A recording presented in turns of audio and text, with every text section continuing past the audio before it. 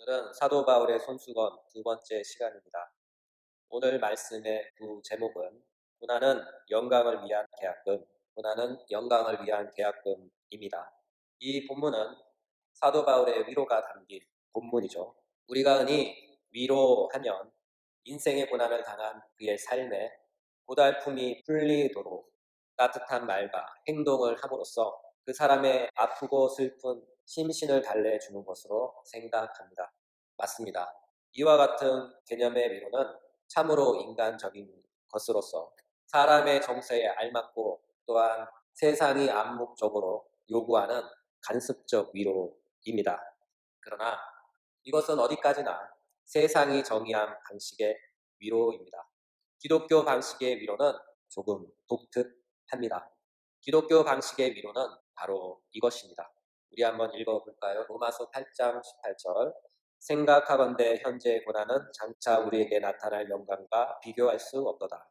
본문은 말씀합니다. 현재의 고난은 우리에게 나타날 영광과 비교할 때 별거 아니다. 달리 말해서 우리가 겪는 현재의 고난은 미래에 소유하게 될 영광과 비교할 때 그것은 정말로 아무것도 아니다. 이런 방식의 위로입니다. 이것을 조금 더 의역하면 이렇습니다. 너희는 고난을 바라보는 시각을 바꿔라. 지금 너희가 겪는 고난이 무척 무거워 보이지만 너희가 장차 받을 영광의 무게에 비하면 이와 같은 고난은 깃털처럼 가벼운 거야. 그러니 앞에 있는 너희의 영광을 바라보고 참고 견디며 이겨내라. 이런 방식의 위로를 하고 있습니다. 이것이 바로 기독교 방식의 위로입니다. 그러나 이와 같은 방식의 위로를 믿지 않는 사람들이 듣는다면 아마 쌍욕이나 육두문자가 난무할 것입니다. 바로 SNS에 기독교를 비방하는 안티글을 올릴 것입니다. 그들은 지금 힘들어서 그 문제로 인해 고군분투하고 있는데 그들을 향해 따뜻한 말은 못해줄 망정, 위로의 손을 잡아주지 못할 망정, 기끝에 주신 말씀이 너희 고난은 별거 아니야. 참고 견디면 좋은 날이 올 거야. 고생 끝에 낙이라는 말이 있잖아. 이렇게 위로한다면 그것이 위로가 되겠습니까?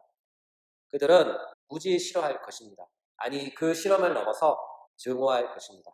그러나 이것은 사실입니다. 이런 방식이 기독교 스타일의 위로입니다. 왜 그럴까요? 뭔가 이유가 있겠죠. 그래서 사도 바울은 이렇게 말씀하는 것이 아닙니까?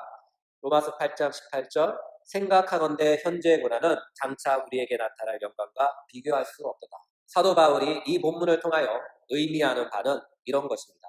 우리가 지금 겪는 고난은 다름이 아닌 앞으로 받게 될 영광의 일부로서의 계약금이야. 여러분, 계약금이 뭐죠? 계약금이란 원금을 지불하기 전에 원금의 일부를 미리 지불하는 돈이죠. 이와 같은 성격을 지닌 것이 바로 고난입니다. 그리스도인의 고난은 그들이 앞으로 하나님으로부터 받을 영광을 미리 받는 영광의 일부로서의 계약금입니다. 그 신뢰를 살펴볼까요? 먼저 우리의 주님이신 그리스도 예수님입니다. 우리의 주님도 자신의 영광을 받으시기 전에 먼저 고난을 받으셨죠. 누가복음 24장 26절. 그리스도가 이런 고난을 받고 자기의 영광에 들어가야 할 것이 아니냐 하시고 이 구절에 의하면 분명히 증거합니다. 예수님도 그분의 영광에 들어가시기 전에 먼저 고난을 지나서 영광에 들어가신다고 합니다. 이 말씀을 근거로 예수님의 고난을 재구성해보면 이렇습니다. 예수님께서 이 땅에 오신 것 그 자체가 그분의 고난의 시작입니다. 전능하신 하나님의 아들이신 말씀께서 낮은 피조물의 몸을 취하시고 우리와 동일한 몸을 가지셨어요. 달리 말해서 하나님이 사람이 되신 것이죠. 이것을 가르쳐 신학 전문 용어로 그리스도의 낮아지심이라고 합니다. 따라서 하나님께서 사람이 되셨다는 그 자체가 이미 고난입니다. 또한 그분은 사람이 되셨을 뿐만 아니라 가축 우리에서 나셨으며 부유에 누우셨죠. 가축 우리와 부유는 천한 신분 상태를 반영합니다. 달리 말해서 그분은 그 시대에 아주 가난한 집에서 태어나신 것이죠. 한마디로 흙수저 중에 흙수저이십니다. 아울러 그분은 그 당시에 가난한 집에서 나셨기에 그 가난으로 인해 장남으로서 고생을 아주 많이 하셨어요. 이와 같은 이유로 당시 유대인들이 예수님을 바라보았을 때 예수님은 그 나이 때 또래보다 훨씬 더 나이가 들어 보이셨죠. 그래서 요한복음 8장 57절에 이렇게 기록되어 있는 것이 아닙니까? 유대인들이 이르되 내가 아직 50세도 못 되었는데. 참고로 예수님께서 사역하실 때의 연세는 대략 30세에서 33세 정도로 추정합니다. 달리 말하자면 예수님은 노안이셨다. 노안이셨다. 그런 말이죠. 또한 예수님은 그분의 가족으로부터 고난을 받으셨으며 고향에서도 고난을 받으셨고 유대인으로부터 로마인으로부터 고난을 받으셨습니다. 그리고 마지막으로 하나님의 뜻을 온전히 이루시기 위해 십자가에서 죽으시기까지 고난을 감당하셨습니다. 예수님의 이와 같은 고난을 히브리서에서 이렇게 요약합니다. 히브리서 2장 9절 10절 오직 우리가 천사들보다 잠시 동안 못하게 하심을 입은 자 곧 죽음의 고난을 받으심으로 말미암아 영광과 존귀로 간을 쓰신 예수를 보니 이를 행하심은 하나님의 은혜로 말미암아 모든 사람을 위하여 죽음을 맛보려 하시니라. 그러므로 만물이 그를 위로하고 또한 그로 말미암은 이가 많은 아들들을 이끌어 영광에 들어가게 하시는 일에 그들의 구원의 창시자를 고난을 통하여 온전하게 하심이 합당하다. 따라서 우리 구원의 근원이신 예수님도 우리보다 더한 심한 고난을 받으시고 그 모든 고난을 통과하신 후에야 마침내 그분의 영광과 존귀의 간을 쓰셨습니다. 달리 말해서 주님께서도 이 땅에서 육체로 계실 때 항상 고난 속에서 고난과 함께 동행하며 고난당하는 인생을 사셨다는 것입니다.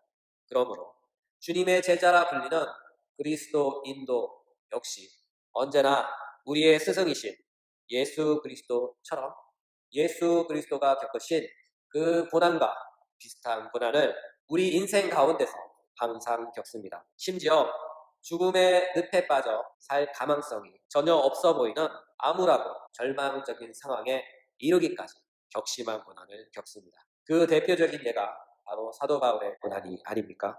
고린도 후서에는 이렇게 기록되어 있어요.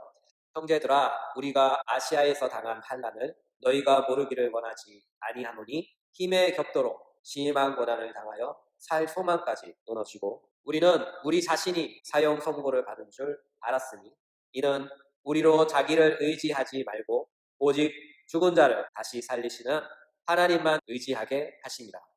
여러분, 사도 바울은 이렇게까지 심한 고난을 받으며 격심한 고난 가운데 그의 인생을 살아갔습니다. 왜 그랬을까요? 왜냐하면 그 고난은 곧 예수 그리스도의 고난인 까닭에 들었습니다.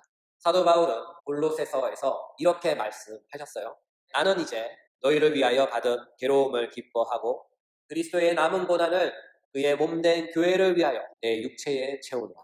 이 구절에서 그리스도의 남은 고난이란 말씀이 나옵니다. 이것은 예수 그리스도께서 이 땅에서 당하신 고난이 부족했다는 그런 말씀이 절대로 아니에요. 그리스도의 남은 고난이란 이 세상이 다할 때까지 교회와 그리스도인이 예수님을 믿는다는 이유만으로 감수해야 하는, 감당해야 하는 모든 고난을 일컫는 말입니다. 달리 말해서 그리스도인은 죽을 때까지 그리고 주님께서 다시 이 세상에 오실 때까지 겪는 모든 고난이 바로 그리스도의 남은 고난, 그리스도의 남은 고난이다. 그런 말씀입니다. 그렇다면 그리스도인의 고난이 예수 그리스도의 남은 고난이 되는 까닭은 무엇일까요? 이것은 사도 바울의 신앙 고백 속에 그 정답이 있습니다. 갈라디아서 2장 20절에서 이렇게 고백하고 있죠. 내가 그리스도와 함께 십자가에 못 박혔나니 그런즉 이제는 내가 사는 것이 아니요 오직 내 안에 그리스도께서 사시는 것이다. 이제 내가 육체 가운데 사는 것은 나를 사랑하사 나를 위하여 자기 자신을 버리신 하나님의 아들을 믿는 믿음 안에서 사는 것이다. 달리 말해서 사도 바울은 그리스도 안에 살고 있기 때문이며 예수 그리스도는 사도 바울 안에 살고 있기 때문입니다. 이 말씀의 뉘앙스 도식을 어디서 많이 봤죠? 이것은 예수님께서 하신 말씀의 반영입니다. 요한복음에서 예수님은 이렇게 말씀하셨죠. 내 안에 거하라. 나도 너희 안에 거하리라. 가지가 포도나무에 붙어있지 아니하면 스스로 열매를 맺을 수 없음같이 너희도 내 안에 있지 아니하면 그러하리라. 나는 포도나무요 너희는 가지라.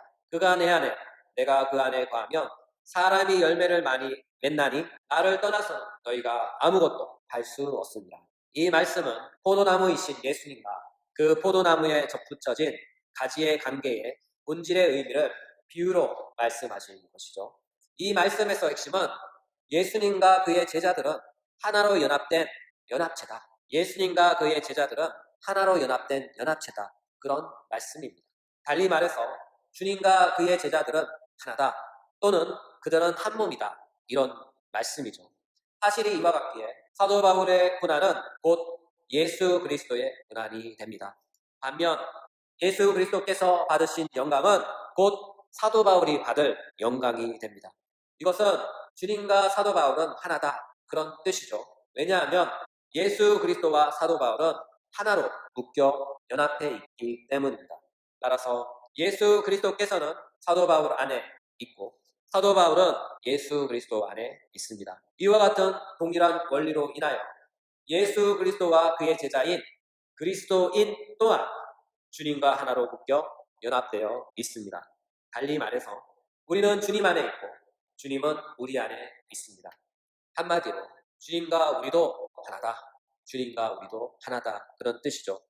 이와 같은 사실로 인하여 우리의 주님이신 예수 그리스도께서 일평생 동안 고난을 받으셨다면 그분의 제자인 그리스도인 역시 그분처럼 그리스도의 남은 고난을 그의 인생 안에서 받으며 그의 육체에 채웁니다. 그러나 우리 주님께서 그 앞에 놓인 고난을 통과하여 마침내 그분의 영광과 존귀의관을 쓰셨다면 그분의 제자인 우리 역시도 그분처럼 우리 눈앞에 놓인 고난을 통과한다면 우리도 마침내 예수님처럼 그와 같은 영광과 존귀의 관을 쓸 것입니다. 그러므로 현재 우리의 고난은 장차 영광으로 나타날 것입니다. 현재의 고난의 크기만큼 장차 우리에게 임할 영광은 클 것입니다. 이와 같은 사실에서 유추해 볼 수 있는 소망은 우리의 현재 고난의 깊이와 넓이의 크기만큼 앞으로 우리가 받을 영광의 깊이와 넓이는 클 것입니다. 사도행전에 등장하는 스데반의 순교를 바라보십시오. 스데반이 고난받을 때 하늘에서는 엄청난 영광의 사건이 묘사되고 있습니다. 사도행전 7장 55절 56절 스데반이 성령 충만하여 하늘을 우러러 주목하여 하나님의 영광과 및 예수께서 하나님 우편에 서신 것을 보고 말하되 보라 하늘이 열리고 인자가 하나님 우편에 서신 것을 보노라 한대.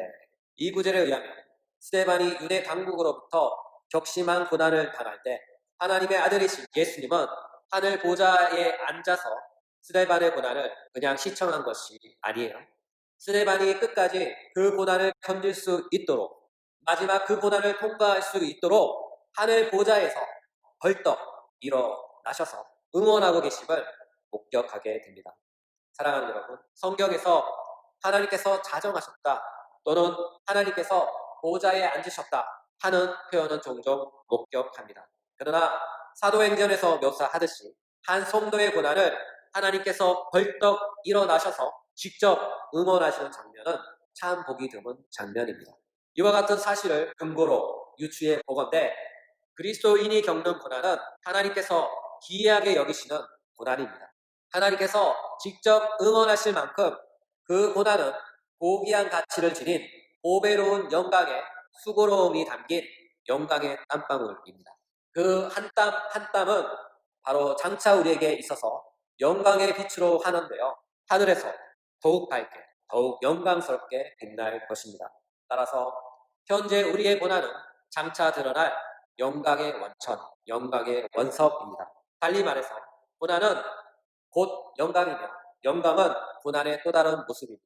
지금 이 땅에서의 모습은 고난의 형태를 지니지만 장차 임할 땅에서의 고난은 영광의 형태를 지닐 것입니다. 그러므로 지금의 고난은 그 마지막 날에 영광으로 드러납니다. 이와 같은 사실에서 기결된 사실은 그리스도인이 이 땅에서 겪는 모든 고난은 바로 영광과 존귀에 이르는 영광의 직항로이며 장차 우리가 받을 영광을 확실히 보장할 영광을 위한 계약금입니다. 사랑하는 여러분, 우리는 이것을 깨달아야 합니다. 이 사실에 우리 영혼의 눈을 고정해야 합니다. 성령께서 우리 마음의 눈을 열어 이 진리를 주목하게 하시고 깨달아지게 하시며 믿어질 수 있도록 예수님의 이름으로 축복합니다. 사실이 이와 같게 사도 바울은 현재 고난을 당하며 아파하고 신음하고 그 고난으로 인하여 고통스러워하는 그리스도인을 향하여 이렇게 위로하고 응원하는 것이 아닙니까? 로마서 8장 18절 생각하건대 현재의 고난은 장차 우리에게 나타날 영광과 비교할 수 없도다. 생각하건대 현재의 고난은 장차 우리에게 나타날 영광과 비교할 수 없도다. 그렇습니다. 지금의 고난은 장차 드러날 영광과 비교할 때 전혀 비교할 가치조차 없는 것이죠.